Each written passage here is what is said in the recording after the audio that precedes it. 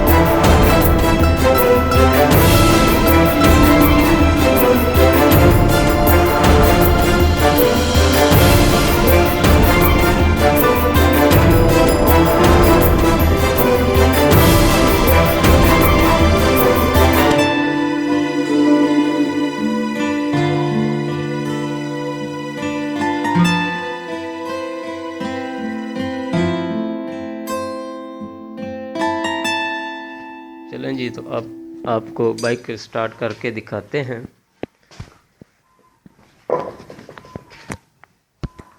ये चाबी स्विच लगा हुआ है।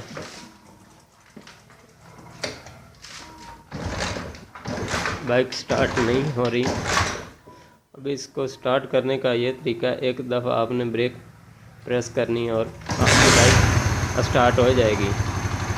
जैसे ही आप ब्रेक को छोड़ेंगे आपकी बाइक भी बंद हो जाएगी।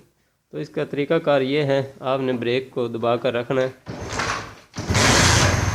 और जब इसका गियर लगाएंगे तब ये बाइक आपकी स्टार्ट खड़ी रहेगी।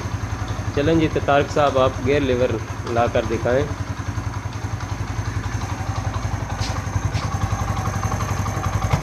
ये हमने गियर लगा दिया है और ये देखें, अब हम ब्रेक को छोड़ने लगे तो आपकी बाइक स्टार्ट खड़ी है। आप जैसे इसको मर्ज़ी चला जाएं, ये बंद नहीं होगी। जैसे ही हम इसको न्यूट्रल करेंगे तब ये बंद हो जाएगी।